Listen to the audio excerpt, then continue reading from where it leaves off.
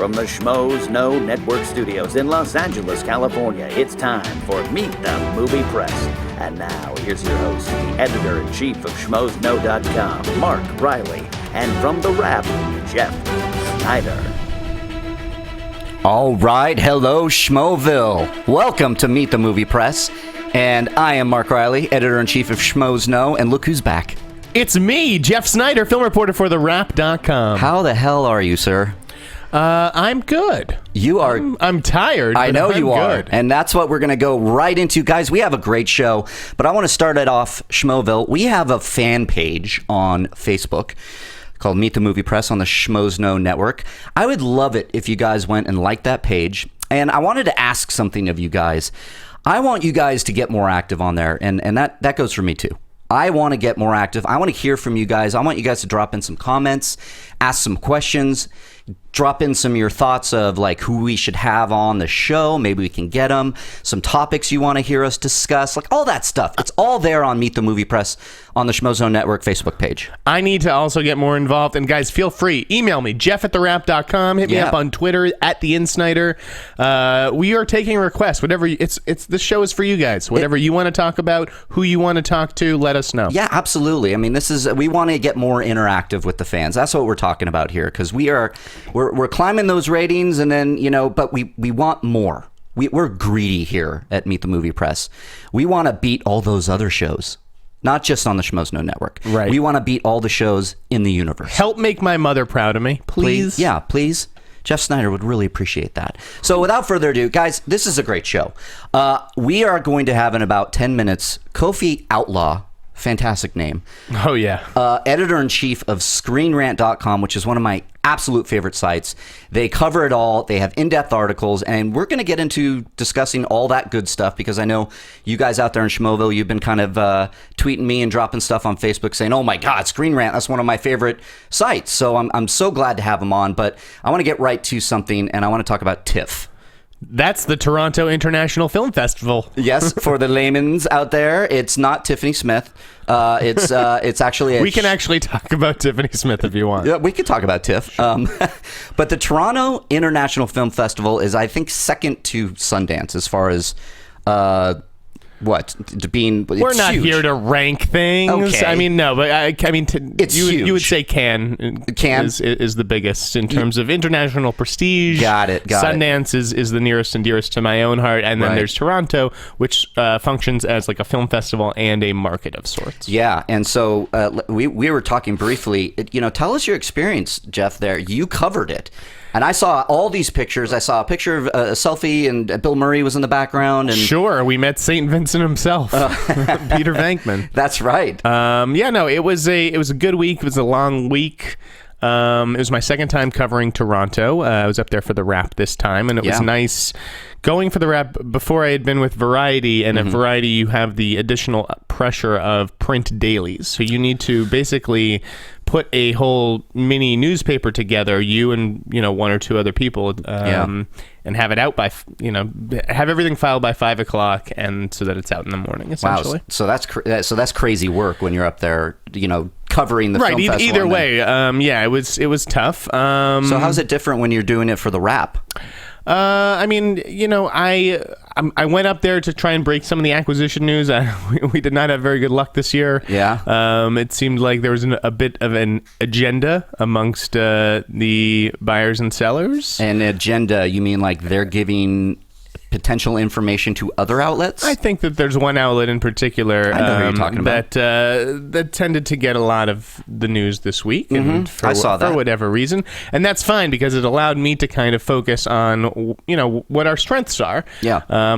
So we did a lot of video interviews up there at The Wrap. I thought it went great. I did. I watched a lot of them. And you were great, dude. Yeah, there were some cool ones. I got to interview Chris Evans, Captain America. Yeah, I saw that. And one of the things that we connected on was I remember being in high school when he got cast in Not Another Teen Movie. And he was a local boy. He's from Sudbury, and I was from Needham. Nice. I'd play, their volleyball team in high school or whatever. So I remember hearing about Chris Evans getting that big break, and now look at him now. I know. He's directing a movie. So did he bring his? I heard he sold his directorial debut. Is that correct? Yes. You know what? I think that happened yesterday when I was out. Yeah, oh, right. I mean, I heard that yesterday too. I mean, that's the thing about TIFF, guys, is that it really is more about, I did hear a lot about the Judge screening there because that was opening night, so it has everyone's attention, exactly. before you even start talking about the other movies. Exactly, and a friend of the show, David Gambino, is a producer on that. He's the president of Team Downey. And that was their first movie, really, their first big movie. Yeah, so I saw a lot of that, but then as the news kind of started filtering out, guys, it was all about acquisitions. What are these movies, what they are, who's starring them, and who's buying them. Right. And that's interesting. Listen, acquisitions are important. Don't get me wrong. I would love to go to a film festival, whether it's Sundance or Toronto, wherever, one year, and just go and enjoy the festival and not have to focus on work and who's buying these films and just enjoy kind of the purity of the festival. Yeah. Toronto is a bit of a beast because there's just so many movies. I mean, I saw... a lot of movies, and then I come back and I think of all the ones that I didn't see. Yeah. A film festival is really about making decisions, folks. Mm-hmm. How are you going to spend your time? Because that is, you have precious time available to you. Right. So you make decisions like, do I see Men, Women, and Children, or While We're Young? Right. Jason Reitman, Noah Baumbach. Two, really good filmmakers. That's like a Sophie's choice for me as a film lover. With really good ensembles, so you're kind of caught between a rock and a hard place, and no matter how you choose, you'll end up choosing wrong. Yeah. And so, how do you choose? Is it like, does your boss basically say you're going to go see this, or are you just kind of like, I'm there, I'm going to go do what I can. Yeah, I mean, with the time it's I general. have. I don't really see a movie I'm not going to waste time in a film festival seeing a movie that I don't want to see. Right. Unless I have to see it, to prep for an interview or something like that. Sure. I definitely veer towards the acquisition titles just because, you want to be seen as a reporter. I mean, this is the advice I can give you. You want to be seen in that room. You want to show that you care about who buys this movie and you don't want to leave early. Mm-hmm. So, it's things like that. Yeah, it's a film festival that I have always wanted to go to, but have never gone, and it just seems like one of those. It's very prestigious, and it's become one of the big ones. I mean, I remember years ago where it just didn't register for me, and I was always following. But Toronto kind of signals, along with Telluride and Venice, they're all three are back to back, which is just crazy and makes no sense. Right, and they're all showing the same movies and they're competing for the same movies. It does signal the sort of start of award season. Yeah. So unfortunately, that means that every movie that screens at Toronto is then filtered through the lens of, is this an awards contender? No, dismissed. What's next? What's the next potential Oscar contender? And so there's, a good movie like The Imitation Game, I saw up there with Mr. Benedict Cumberbatch. Yeah. That was a good movie. I'd recommend it. Fascinating story about Alan Turing. Yeah. Oscar contender? I mean, everyone thought so. It got a standing O. I was sitting there being like, what? So was that like the pre-buzz that was going into it, where it's like, a lot of it is the pre-buzz, and so people they go into these movies with their minds made up, right? And that's unfair. I think we all do it. I mean, it happens even with the big blockbusters. You see the trailer and you go, I'm judging it now. I already know. They're doing it even with these Star Wars leaked photos. I'm judging it now. And honestly, that is on us, the media, the movie press. Absolutely. So my favorite movie at TIFF was Nightcrawler, the Jake Gyllenhaal movie. And I was talking about it with one of the awards gurus. And he was just like, it was good. It's not really an awards movie. And it's like, why is it not an awards movie? Because why can't we make this the sort of movie that is an awards movie? Yeah, it's all subjective too. I mean, it's like, why if you like it and say, God, this should be an Oscar contender, and somebody a colleague says not really, and then it's that debate, and then right, it can't just be about quality, about the performance. I mean, Jake Gyllenhaal in this movie is fantastic. Yep. It is. That's all the buzz. It is reminiscent of Taxi Driver. It is an amazing LA movie, like probably the best LA movie since Collateral. Oh wow! I can't wait. It's shot beautifully. Renee Russo's excellent. I think she stands the best chance of getting a nomination. So Renee Russo, fingers crossed right. for this little movie that Dan Gilroy is his first movie. He went off and made and. Yeah. Well, it's so funny because when we cover it on schmoesknow.com, people are going crazy over it. I mean, they saw the first trailer and they were just all up in arms like, this is amazing. It really gets a lot of hits. So I'm happy to see a blog like schmoesknow.com, a geek-centric website, gravitate towards what looks to be a fantastic movie, well done, well shot, well acted, well written, all that. So that's great. Did you see The Equalizer? I did not see The Equalizer. Oh, okay. No. I know that they had shown it to some press out. Yeah, no, I do want to see it.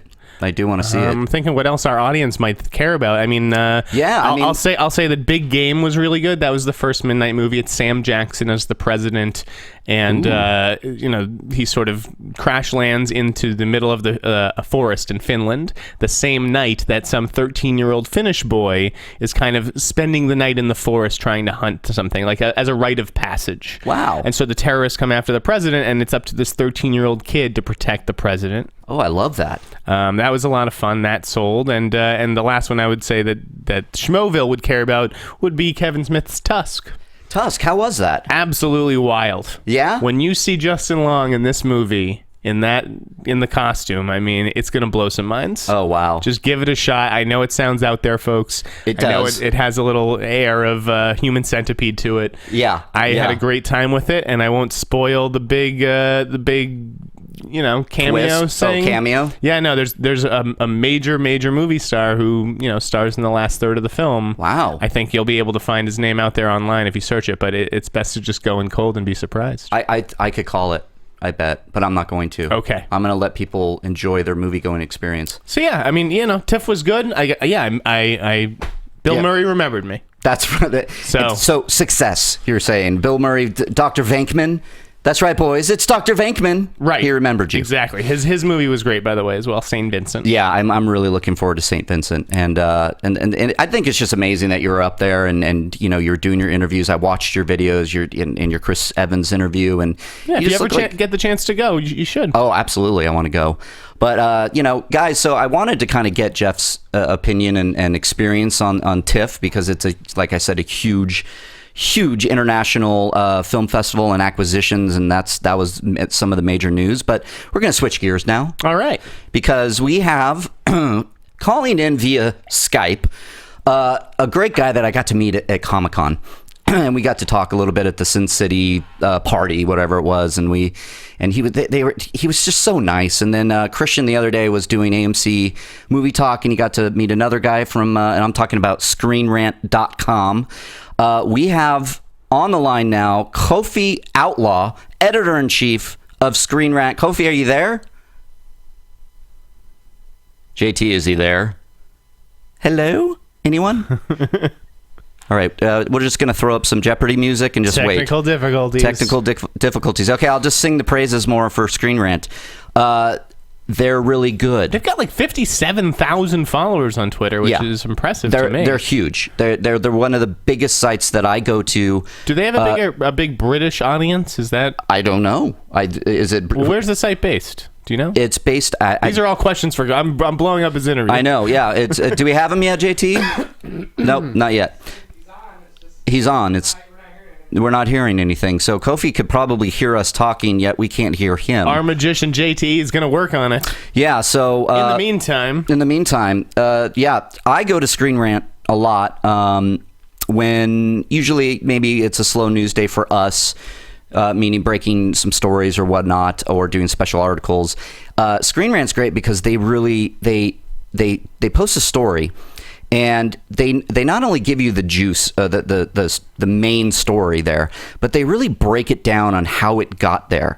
Like they bring up other links that they've done, other pieces that they've produced and written, and it's an all-encompassing story. It's like you can actually sit there and read for like hours and get all the backstory, like from step 1 to like step 5, and how it got there. Do we have them? We're getting the thumbs up. Kofi, are you there? I am here. Hey, right. There he is. And am I saying your name right? Absolutely. Oh, good. Because I love your name, Kofi Outlaw. That's awesome. But I believe I met you as something different at Comic-Con. Is that just your handle, or are you just is that your... No, I mean, sometimes I don't know. If it depends where I am. Sometimes, like I have my middle name Brooks, which is sometimes for like people if we don't have time to go over the whole "what's your name" thing. Yeah, right. Like, yeah. Just like, Well, that's great, man. It's so great to have you on. Yes, welcome. You are editor-in-chief of Screenrant.com. I was just singing Screenrant's praises. Like I said, Schmoville, when I posted on Facebook, our Facebook page, and tweeted you out, people were just going crazy, going, that's one of my favorite websites. So I got to hand it to you and the team of Screenrant.com, because I've been visiting your site for years and years and years. I know you guys started in 2003, if I'm not mistaken. Yeah, there was an early incarnation of it from about 2003 to 2008. I think the version that we're working under now kind of started in 2008 when I came on and Rob came on. And yeah, we all kind of just started to form a little different crew. But Vic, yeah, he had been at it since 2003. That's cool. So how did you get involved, and how did you rise to the prestigious editor-in-chief that is a title I share with you? Well, I mean, I started out, it's kind of a long story, but I'll make the short of it for you. Sure. My best friend helped start joystick.com. Okay. He was part of that team. A lot of those guys went to polygon.com now. Okay. But he helped start that. And so I was in graduate school in New York and for writing, and he trying, of course, like most writing grad students, so I was broke and trying to figure out something to do to earn some money. And he was like, look, I've done this with video games and I know how much you love movies and TV. Why don't you just jump in? And so I started working for a site called Critics Rant, which was run by somebody, I don't know if you know Kevin Kelly. He's Kevin Kelly. No, not familiar. It sounds familiar. I think I know Kevin Kelly. Yeah, he's a freelance guy. He does. He's worked for a million sites and been on a million places, but he was kind of editor-in-chief of that site, and we worked on that for about a year and kind of built that up. Yeah. Unfortunately, that was 2007, so around 2008, it all fell apart, and Yeah, the economy, you mean? Yeah, the economy crashed, our site got dumped, it all fell apart. And so was that like you were working on that, and it was like the funding because of the economy kind of got dumped, so everybody kind of pulled out from under us as they were just beginning to give it to us. They were like, "Ooh, you guys have done a good job. We're gonna give you some money." And they give you a little taste and then pull it back. Yeah, right. And that's something interesting that maybe let's start there. Like, so with Screen Rant, is it it's obviously funded. It was started. It's a clean, crisp, a wonderful looking website. I mean, it's like easy to navigate. It looks like you have about 50 people working for Screen Rant because there's stories all the time. The research done there is just fantastic, because like I was telling Jeff and the audience before you got on, was like, when you post a story, you're not just giving us, Ben Affleck is Batman. You're like, giving us the breadcrumbs on how it got there, Yeah. And I really appreciate that, and I love that. So tell me, what's the process like for you and your team posting one of these stories, because they're so in depth? I'm proud to say that I think our team, I don't know, I always have this argument, but like in journalism, I don't know if anybody, not to take away from anybody, but like I could put any one of our team out there and put them in the running with like most major news outlets, because they have, our process is they claim a story. We're not funded, by the way. We are independently owned. That's it. Right. Okay. So, yeah.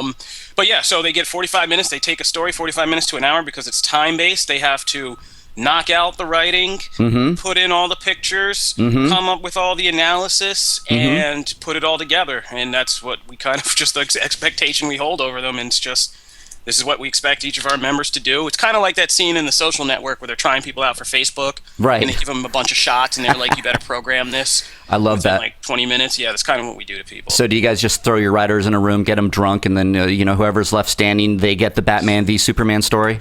We don't even need alcohol. We're just like, here are these 3 stories we want you to cover the next hour or so. Like, let's see how you do. That's great.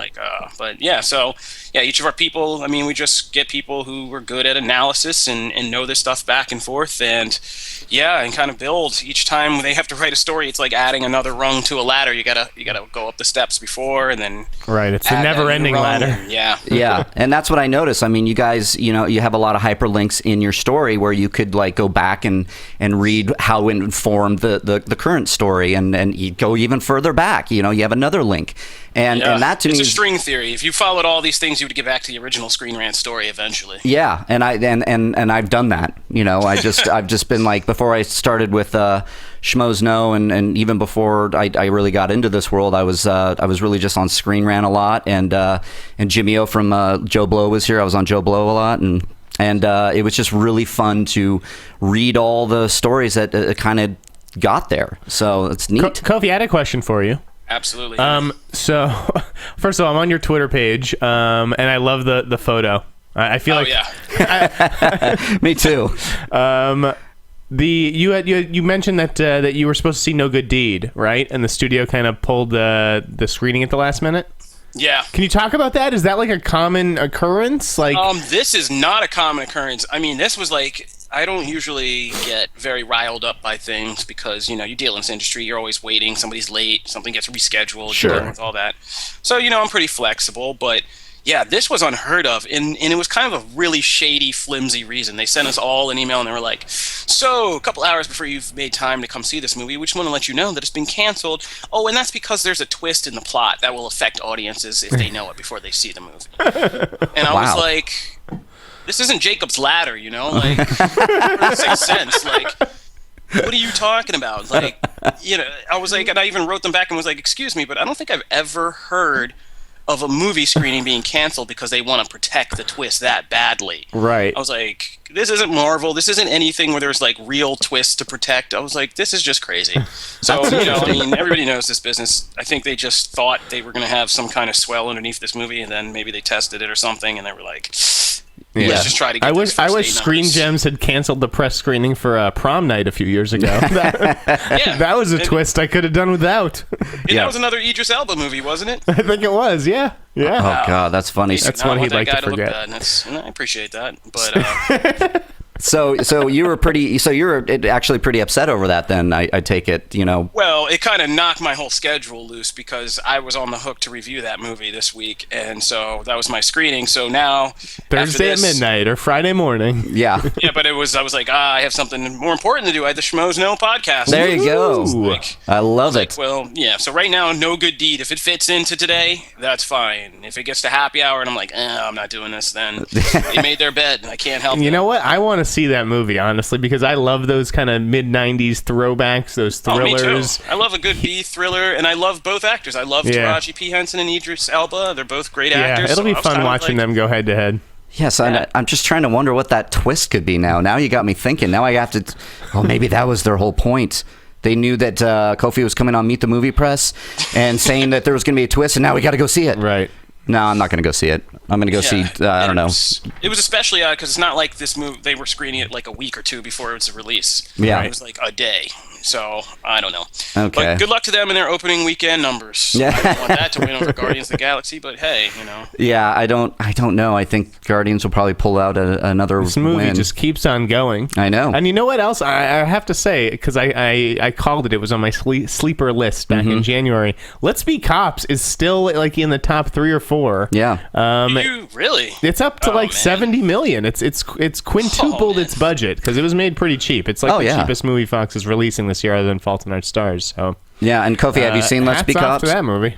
I reviewed it. I mean, I wasn't really a fan. I didn't think it was bad. That's it was fine. just kind of a generic movie. But I love both guys, and I've supported both these guys through their Right. No, I think it bodes well for them as movie stars, Jake Johnson and Damon Wayans. Absolutely. And I haven't even seen it yet, but I want to see it. I know Harloff and I were going to try to go at one point, but we ended up seeing Guardians of the Galaxy again. You guys got arrested that night, right? No, maybe. Oh. Yes, we did. Or wait, it was just by 2 guys. It was just right, by just random guys dressed as cops. It was weird. So Kofi, a question that I've been trying to find on our Facebook page, Meet the Movie Press, on the Schmoes Know Network, some Schmovillians, as we call them, we're just again very excited to have you on and Screen Rant the brand and the website on. And a really good question came out that I like I said, I wish I could find it so I could give this guy credit.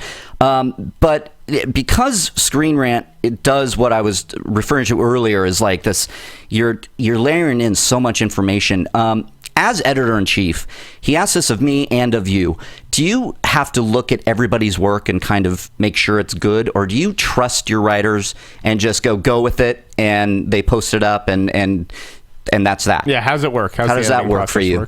I trust my writers, absolutely, but I also trust that we all are working like 8 or 9 hour shifts every day. Right. And doing an incredible amount of writing, which, as we come through writing school, and half our editors are from like my writing school. Yeah. It naturally, it's just human error. You begin to weaken your senses. Yeah, we all make mistakes. Can't spot things. So we trust each other, but we also trust each other to cover each other. Right. And so there are some people who self-publish because they're pretty reliable, most of the major editors, but we also have editorial stuff in place to kind of check over everybody's work. And yeah, I spent, before things kind of grew, I spent the first couple years, that's like all I did was sit back and just read countless amounts of the writer's writing and improve it. And, as we've gone along, we've gotten smarter about who we hire, what kind of people. But yeah, in the beginning when we were just taking things, random people off internet kind of postings, it could be a bad day where I was just slogging through people's writing and literally just kind of improving it by percentages and be like, well, this last post is 30% you.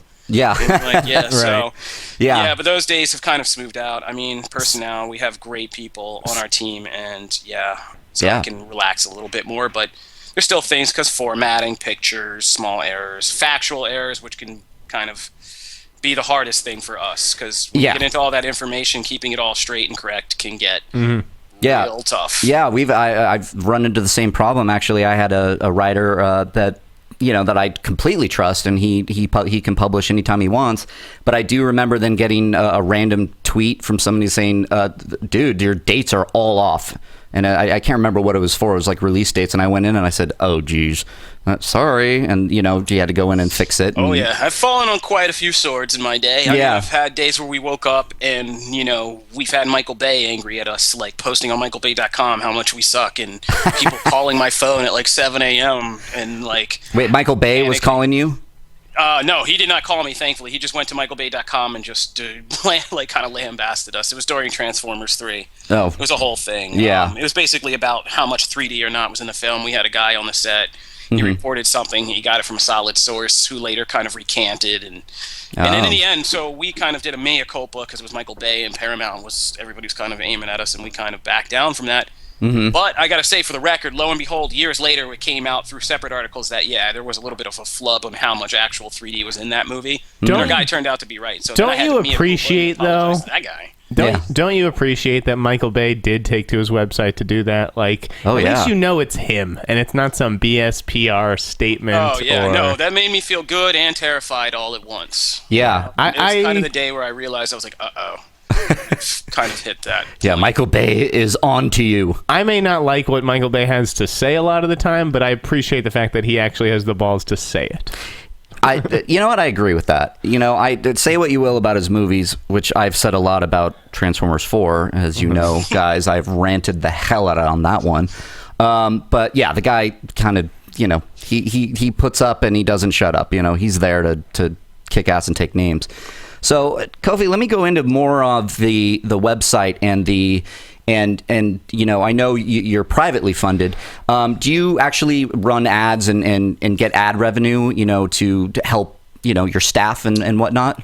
Yeah, I mean, we are. I mean, I am a for-profit editor. We do things to make ad revenue and to take care of our writers and do all that. And that's what we've been doing ever since I've been around, and that's just kind of how we get our revenue. But we try to do it in a way. I mean, it's another balancing act to try to find a way to run ads, make money, but not completely destroy your user experience. So people can go to your site without closing 15 windows and such. I hate that so much. I really hate that. I don't want to call out websites right now, but there's a bunch of people who are probably listening to this who run websites where it's just like you get hit with a GMC truck every 5 seconds. There are a couple of things I'm thinking about too, but I don't slander anybody else for what they got to do. I mean, pay the bills. Of course. Me too. It's a tough thing to figure out, but those are all kind of like internal meetings we always have about where we are with the advertising compared, us, me creatively yelling at Vic, him yelling at me, trying to find the balance. We do a lot of just kind of we're all so different. We try to just get it all and find the middle ground. But yeah, because there's been times like we'll have, you have your shady advertisers where you're like, here's what we agree to, and then they're like, every 5 seconds pop up, like, you're like, well, that's not what we agreed to. Or I think the new thing is those automatic sound ads, which are like the most annoying thing in the world. Oh yeah, you're like looking around to see if the TV's on, and you're like, what is going on here? Window in the back. Because there's random sounds start popping from your computer. And that's what I wanted to ask you, because that's kind of what I'm doing. I'm kind of leading the charge on schmozno.com with the advertisers. So I guess as editor-in-chief, I'm doing less lately of writing and posting articles and covering, and kind of letting my team do it, and spending more time with advertisers and putting things in place. Are you the same? Are you handling a lot of the business side of the behind the scenes on these websites? Because I think that's, Schmoville, what you guys don't know. To get these website successful, it really is important to pull in some advertisers. And Kofi even brought it up. You don't want to turn them off with these things. You don't want to put, and I've had conversations with advertisers where, no, I don't want to put a big, huge splash page that takes over the entire website. And, it sits there for 15 seconds before you can actually get there. Because I feel like people will go, nah, I can find it somewhere else.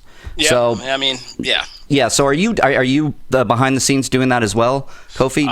No, we kind of delegate. In the recent years, it was kind of messy, but in the last couple of years, we kind of smoothed everything out to kind of clear lanes of jobs. So like now, one guy does HR, one guy does PR, and you have HR at Screenrant? Yeah. Yeah. Holy Ben does our shit. HR because he's a very personal person, where some of us are a little bit harder on people. So yeah, he's good. He goes and handles anybody requesting, because you get all those notes every day. People start to become, and they're like, they want to make queries about stuff or opportunities and things like that. Sure. And just keeping track of if everybody's happy, because you do get to have a bigger staff. I think we're in like maybe 25 right now, probably 15 regular everyday people, and like just keeping track of all those people and how they're doing, if they're happy, all that stuff. Like, yeah, you got to split that off. It's another person. So he does that. We got a TV guy, and then Vic, actually, with us kind of coming up and taking on more responsibilities, Vic has kind of been able to step back and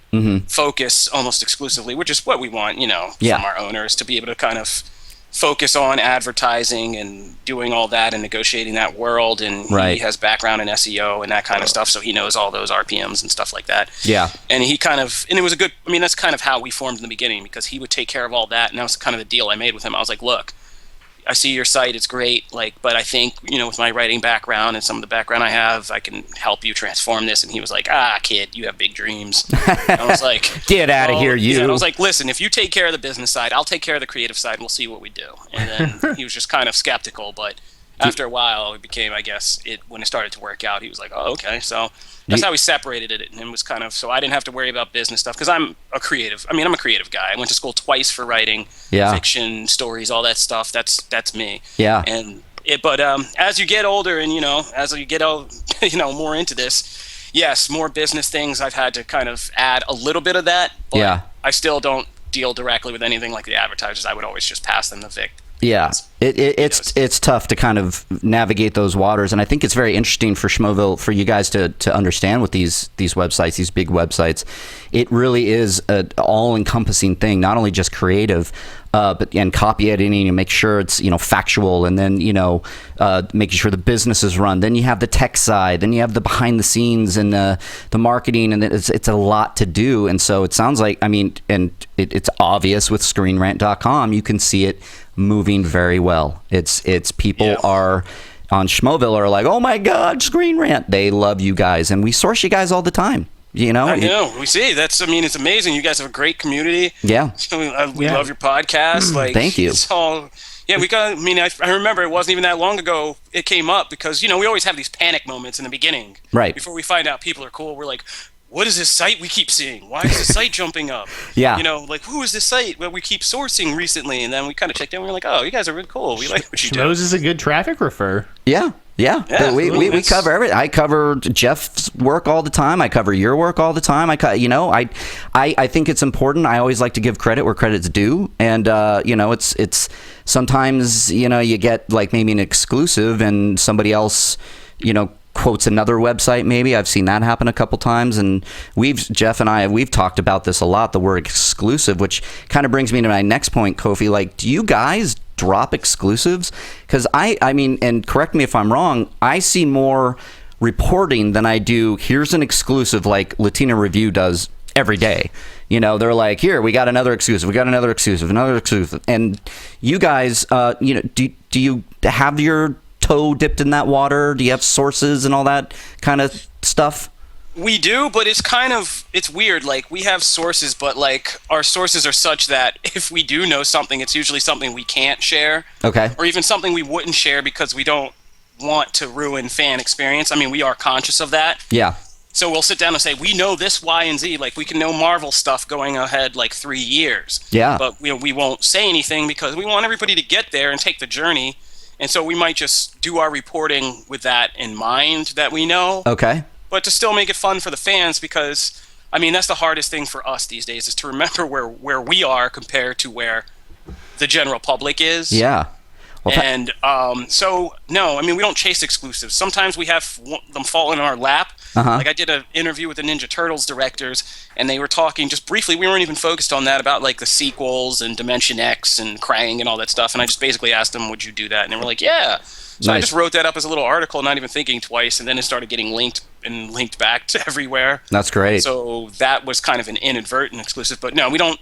We used to. When we got in, there were several key changes that I know I did editorially when I came in. One of them was article length when I started. Okay. Everybody swore up and down that short articles would be better. Okay. Because the internet was theoretically speed reading. And I kind of just said to Vic, like, why don't we just do more analysis? Like, that's what I noticed with you guys, especially, and that's what I've always said with your breadcrumbs. You know, you're giving us the whole story, and it's actually great reading. I mean, you guys got some great talented writers on there. I just love it. So. Oh yeah, we have to lock those guys in a cage and gals in a cage sometimes and feed them water just to get them to that level. But, yeah, put the hose on them. Once they get there, yeah, that can be the hardest process. Just getting people into that. Being like, no, we do a minimum about 500 words for like a news article. Sure. And they're like, what?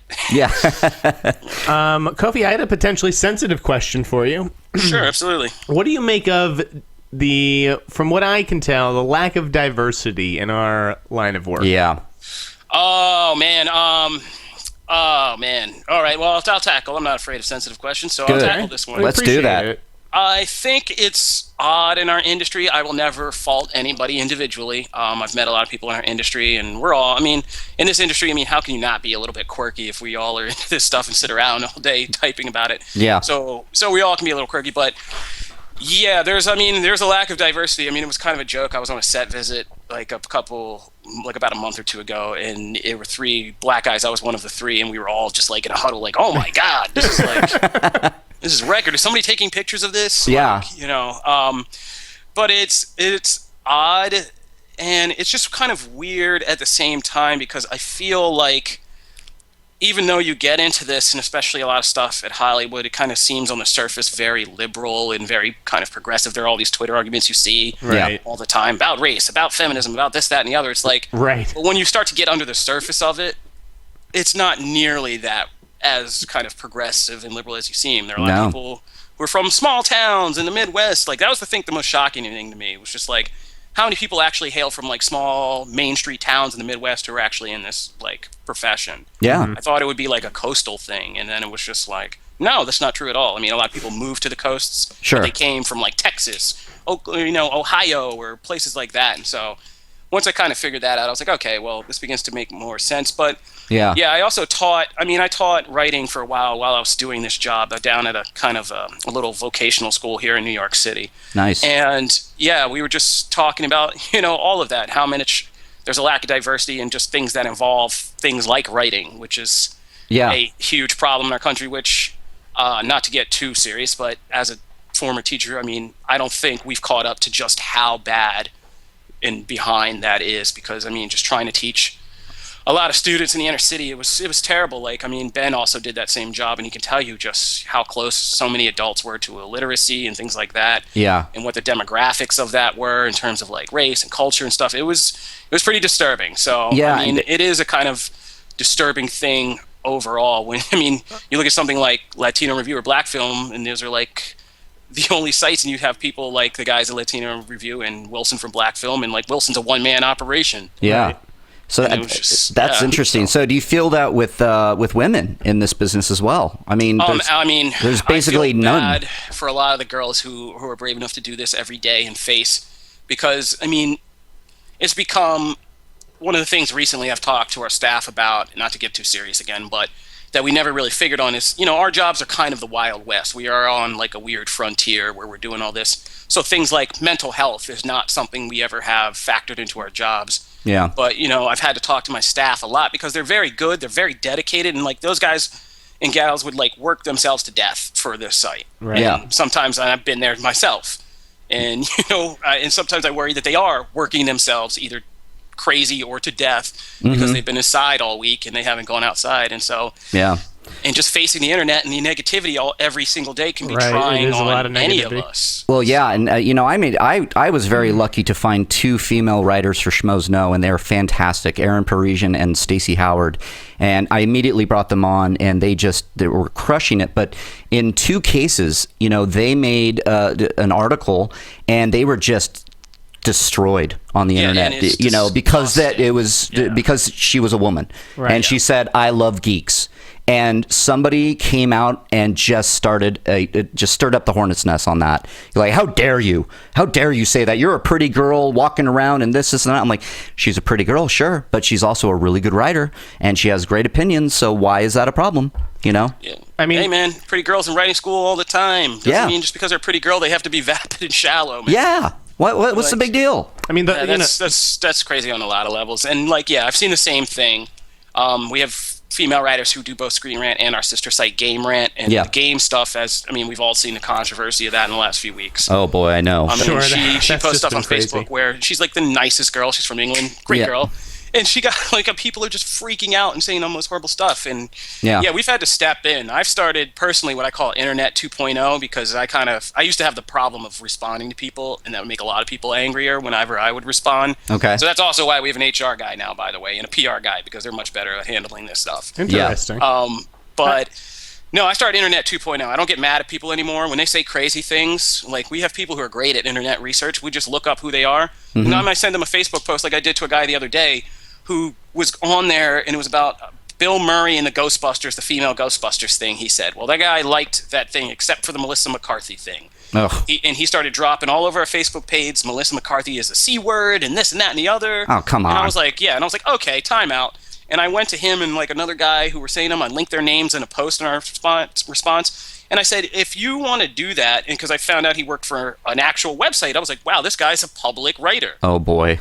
And so I linked to him. I was like, if your name, want to do this on your job, link to your job, that's fine. Don't do it on our page. Yeah, I like that you're calling those people out. And Jeff said he likes that you're calling him out, and I've done it too. And people need to be held accountable. They absolutely do. They're saying online, and that's a big part of this job, guys. In Schmoville, is that you might not see all the time, but for us guys behind the scenes, and we're putting out these articles, you get obviously everybody knows the internet trolls, but you tend to get a lot of them. They tend to stir up things in you, and it's like, do you engage or do you not engage? And do you protect or do you just let it go? And we're seeing that change now with the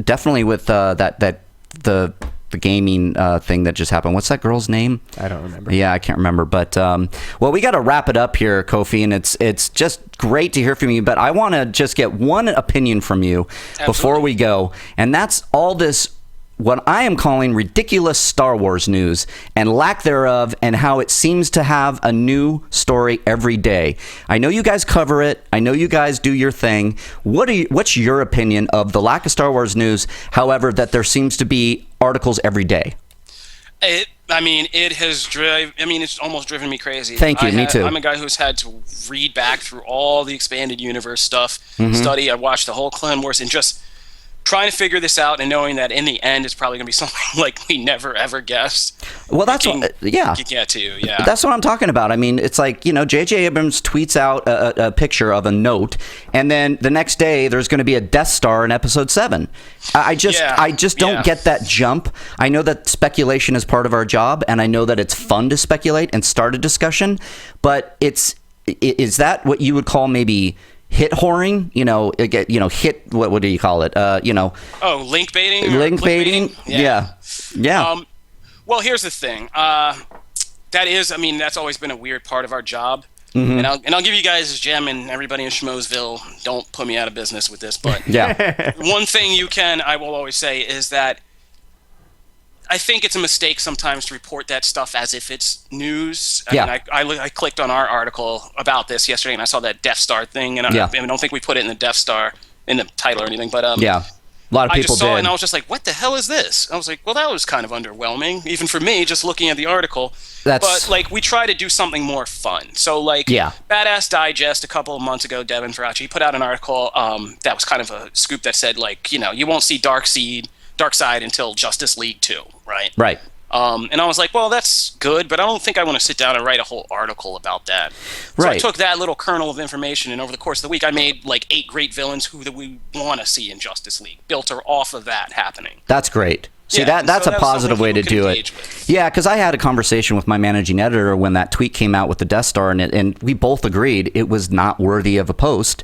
And then, sure enough, the next day, even the Hollywood Reporter is reporting it, and it was guys like always secretly come and look at all of our sector, and then they're like, "Well, this should be news." Well, I think we know who it is too. They have someone who's there now full time to kind of analyze all that comic book news. So yeah, because I always I'll see articles on Screen Rant or on our site or Latino Review, blah blah blah blah blah down the line, and then end of the day, Variety said, tweet something out, and it was the Death Star thing. And will the Death Star be in Episode 7?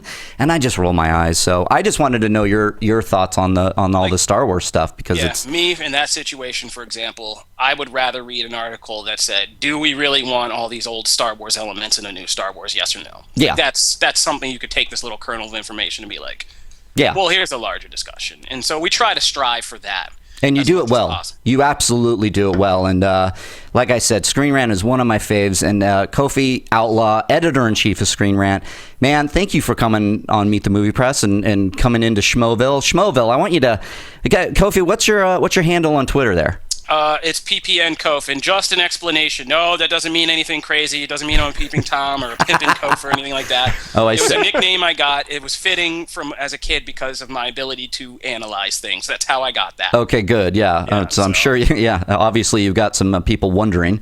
Yeah. But, all right. I come up against it. That's that, and people thinking I made up my name are the two things I've realized since I got this job that I need to clarify up front. That's funny. Nice. Thanks for coming on. Yeah, man. Thank you so much. Good luck with everything. You guys, you're going to give us a big head. We try to keep our guys thinking they're barely hanging on. So thank you very much. Thank you to all of Schmoesville. And thank you for having me. Oh, absolutely, man. And have fun out there. And we'll talk to you soon. And next time you're in LA, we'll get you on the show. Absolutely. You guys enjoy your day, your weekend, and hopefully you see better movies than No Good Deed. Will do. That was Kofi Outlaw, editor-in-chief of ScreenRant.com. He was a great guy. Yeah. Nice guy. Good interview. Yeah, so, and that's it. That's all the time we have on Meet the Movie Press. So I'm going to do some plugging here. Guys, again, please rate, subscribe, comment on the iTunes. We would love to rise the charts there on iTunes. And go over to Meet the Movie Press on the Schmoes Know Network Facebook page. Give us a like and start to get active. Let's throw some questions out there. Tell us what you think about the show, what you'd like to see, some maybe potential guests that you want. And, hit me up on Twitter, Reilly Around, at Reilly Around. And Jeff? I'm at the Snyder. And Facebook.com/Spielberg. Spielberg? Be my friend. You're Spielberg? Oh, my God. Yeah, I'm waiting for him to buy it off me. This has been Meet the Movie Press, folks. This has been Meet the Movie Press. You guys, thanks, as always, for tuning in. And we will see you next week. From the Schmoes Know Network studios in Los Angeles, California, it's time for Meet the Movie Press. And now, here's your host, editor-in-chief of SchmoesKnow.com, Mark Reilly. From producers and from the Wrap, Mark Ellis, and the entire Schmoes Know Network crew, we would like to thank you for listening to Meet the Movie Press. Special thanks to Kevin Undergaro and Maria Menounos, the author of Every Girl's Guide to Diet and Fitness, in stores now. To watch or listen to other Schmoes Know Network episodes, get movie news, or join the conversation, be sure to visit SchmoesKnow.com. I'm the Pit Boss, and this has been a presentation of Schmoes Know